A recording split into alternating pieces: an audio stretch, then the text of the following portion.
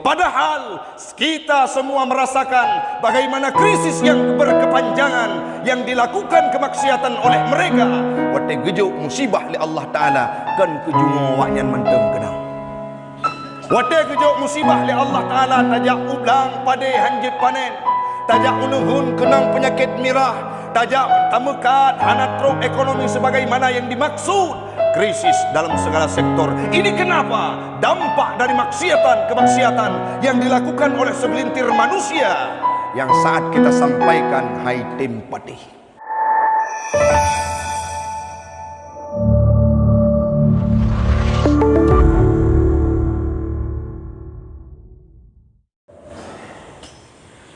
Jamaah sidang solat Jumat sekeyakinan seakidah yang kami muliakan, marilah kita memuja dan memuji Allah empunya alam semesta, Allah yang telah memberikan kita kesempatan, Allah yang telah memberikan kita kehidupan, dan Allah pula lah yang telah memilih di antara banyak manusia. Dipilihlah kita semua pada hari yang berbahagia ini sebagai hambanya yang termaktub dan tertulis jelas kalimat la ilaha illallah bersemayam dalam relung hati kita bersama. Semoga li Allah pula urang syi'lun adun ado yang lentuan pemulia berpilih kita nyoban bandum di antara hamba-hambanya yang termasuk dalam kategori husnul khatimah, beriman dan bertakwa saat kita kembali ke hadirat Allah Subhanahu wa taala. Salawat dan salam marilah sama-sama kita hantarkan keharibaan baginda Rasulullah sallallahu alaihi wasallam, seorang nabi yang selalu dicemooh oleh kafir Quraisy karena beliau membawa kebenaran, karena beliau menyampaikan risalah Islam, dicaci, dihina, digojlok, diejek, ditempeleng, dilempari dengan kotoran onta, dilempari dengan bebatuan, tetapi tidak membuat semangatnya Nabi gentar mundur ke belakang. Kenapa? Karena beliau yakin Islam ya'lu wa la yu'la alaih. Islam adalah agama yang paling tinggi. Tidak ada satu agama pun yang akan mampu menandingi Islam, agama saya, agama anda, dan agama kita semua. Selawat dan salam kepada al dan sahabat beliau sekalian yang telah memberikan sumbangsih terbaik mereka untuk Islam, agama yang kita cintai. Kepada keluarga dan sahabatnya Nabi tidak boleh kita lupa dalam setiap ingatan yang kita miliki. Kepada alim ulama mutaqaddimin dan mutaakhirin yang muktabar kedua-duanya, yang hanya menteng nasi dosa patu urang syi'lun tempat kita nyocok ilmu pengetahuan agama khususnya yang akan mampu mengarahkan kita untuk bisa sujud menghadap kiblat dan menyembah Allah Subhanahu wa taala. Yang lentuan pemulia, abi gure katanya bersama pimpinan Dayak, imam syekh masjid yang kita cintai, jamaah sidang solat Jumat sekeyakinan seakidah yang kami muliakan. Ana mungkin dah sebutkan namanya satu persatu. Insya Allah semuanya kita akan dimuliakan oleh Allah. Sabuk masa temelake ba Allah taduk getanya lagi uronyo akan merempok kelak di yaumil qiyamah dalam syurganya Allah. Amin. Amin ya rabbal alamin.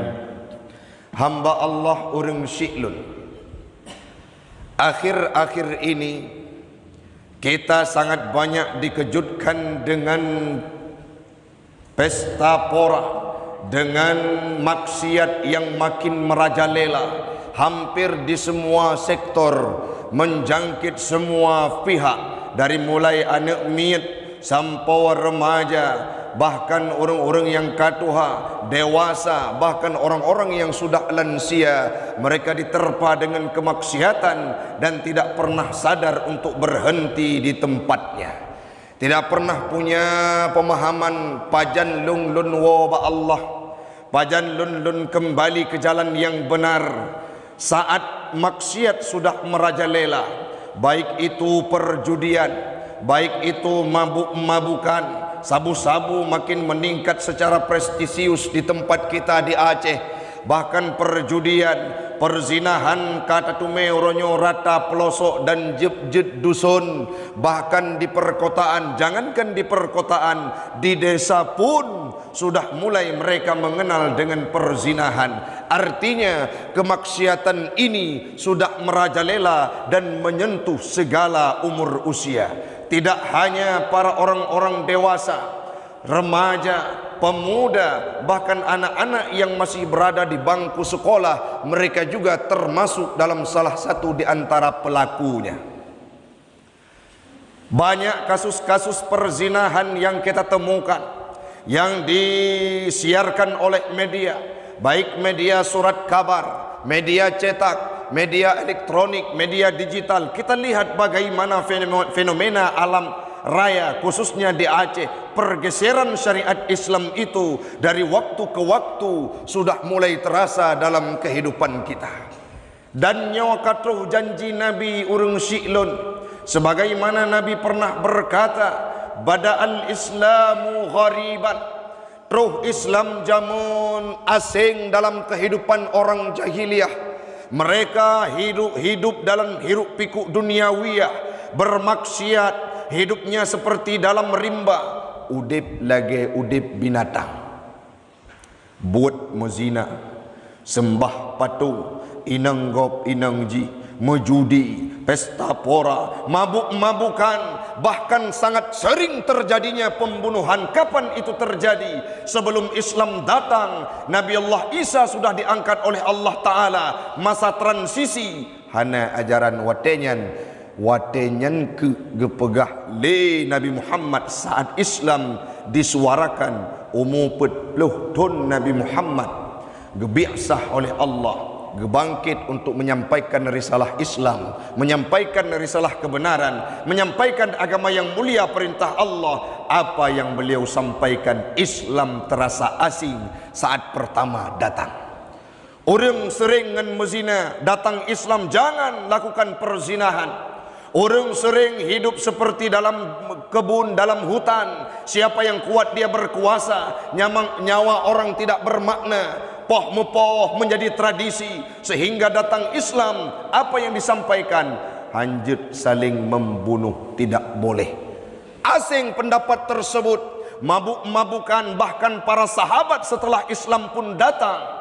Nah, padumdro sahabat yang tidak mampu membuang sikap dan sifat kelakuannya mabuk-mabukan.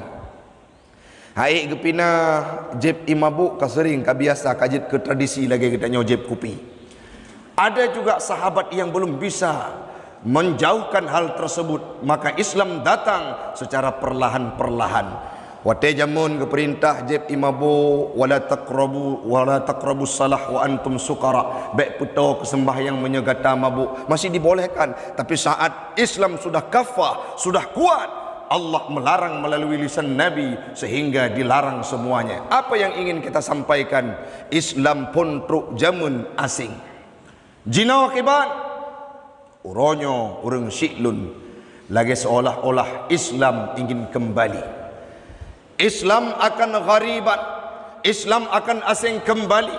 Sayaudu ghariban, Islam akan asing kembali kama bada'a, sebagaimana dia datang dulunya. Pajan zamannya, zaman wate hanale perti nabi-nabi, zaman wate hanale karabeh para alim ulama yang malim-malim. Orangnya katanya kalian sidra dua ulama karismatik sudah kembali ke hadirat Allah. Tinggal itu ulama-ulama yang merupakan murid mereka, tanya-tanya yang lemah. Apa yang terjadi? Tradisi dan budaya Islam mulai asing dalam kehidupan mereka. Hudib jak masjid lagi kita jak Jumat uronyo dianggap aneh. Pakai pakaian, pakai kepiah asing dan aneh. Orang yang sering sujud, sering mentasbih, baca Quran tipuro, tidak pernah mengganggu kehidupan orang lain, tidak pernah keluar, tidak pernah duduk di warung kopi untuk ghibah dan perjudian. Apa yang dianggap oleh orang lain itu orang yang ketinggalan zaman, asing budaya-budaya dan tradisi Islam yang pernah dilakonkan oleh Nabi dulunya. Kenapa? Karena Islam akan kembali asing seperti dia datang dulunya. Maka tugas kita nyorong silun, mari kita suarakan kebenaran. Nah, nilai-nilai pergeseran dari Islam, dari koridor Islam, sampaikan bahwa itu tidak sesuai. Ulun tuan juga merupakan salah seorang di antara banyak anak-anak urang drone yang menyampaikan risalah Islam dengan suaranya. Kenapa? Karena kita punya kemampuan untuk menyampaikan melalui lidah kita, tidak punya kemampuan kita untuk menyampaikan melalui tenaga dan tangan kita. Tapi uronyo urung silun, ada oknum-oknum yang saat kita sampaikan kebenaran, jangan engkau publikasi kemaksiatan, jangan engkau berjudi, jangan engkau ajak orang-orang untuk berzina, jangan engkau ajak orang-orang untuk mabuk-mabukan, jangan engkau robah tradisi dan budaya Islam seperti contohnya di pesta walimatul urs yang diajak untuk berjoget. Kita sampaikan, mereka malah marah bukan untuk taubat. Waktu kita pegah ikun tengkunyan hanapah, tengkunyan perle kepeng, tengkunyan perle buviral, tengkunyan perle bituri legop. Padahal kita semua merasakan bagaimana krisis yang berkepanjangan yang dilakukan kemaksiatan oleh mereka. Waktu gejuk musibah li Allah Ta'ala kan kejungo waknyan mentem kenang. Waktu gejuk musibah li Allah Ta'ala tajak ublang pade hanjit panen, tajak unuhun kenang penyakit mirah, tajak tamekat hanatrok ekonomi sebagaimana yang dimaksud, krisis dalam segala sektor. Ini kenapa? Dampak dari kemaksiatan yang dilakukan oleh segelintir manusia yang saat kita sampaikan hai tempati. Puatranya dalam Al-Quran dalam surah Al-A'raf ayat 170 sikuriung. Allah nekun, wahai Muhammad, walaqad zara'na li jahannama katsiran minal jinni wal ins. Kamu sediakan, dalam tafsir Jalalain disampaikan, khalaqna, kami jadikan, kami ciptakan bagi neraka itu katsiran minal jinni wal insi. Apa maknanya? Cukup le dalam nerakanya dari kategori jin dan manusia. Kenapa? Siapa mereka?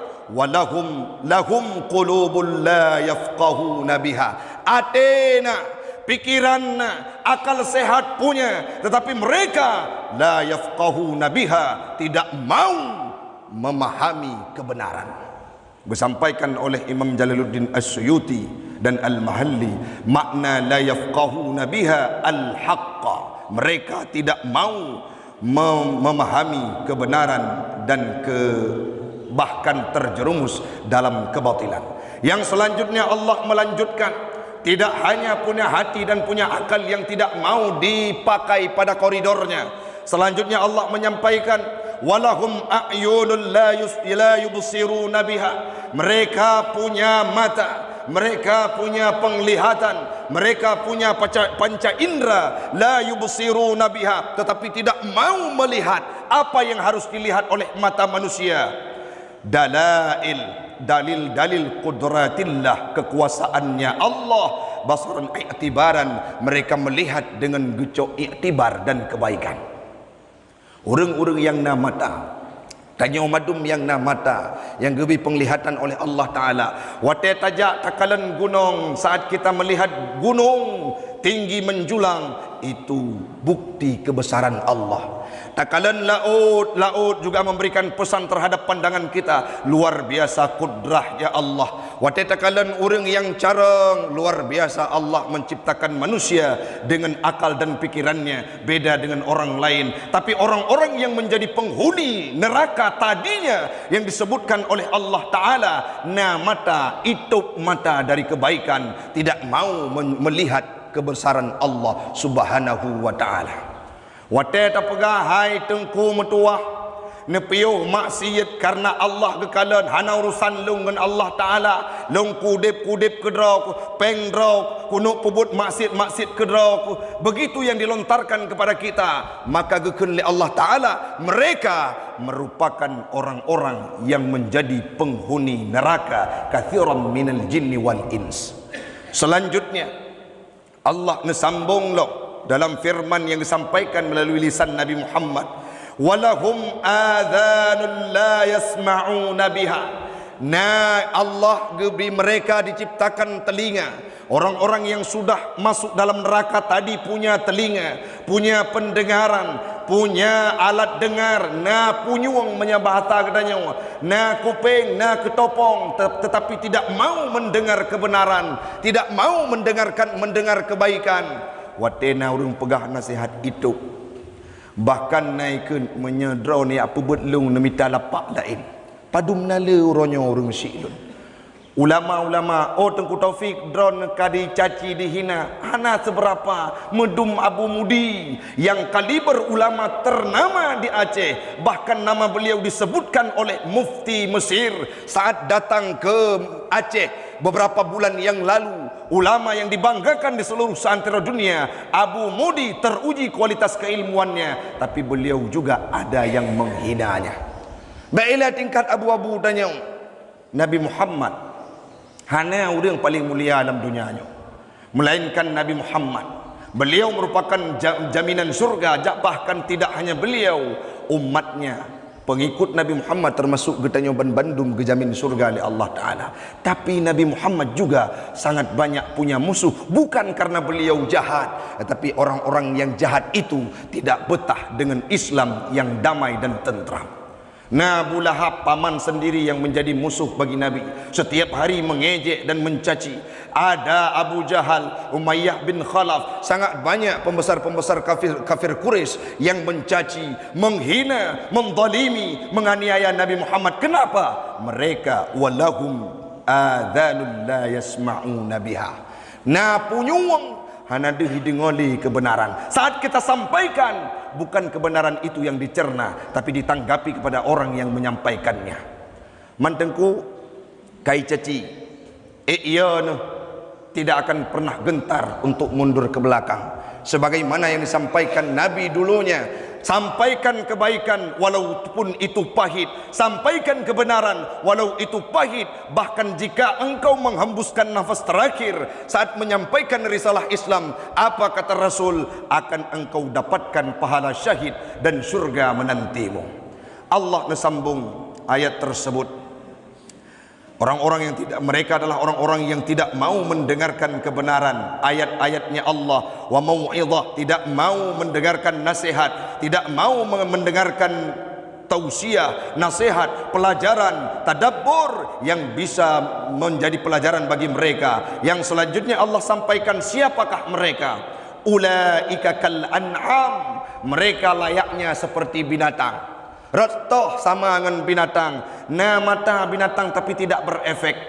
Uronya wa ija megilha ruh lam uru, besok dia akan kembali ruh lam uru yang sama.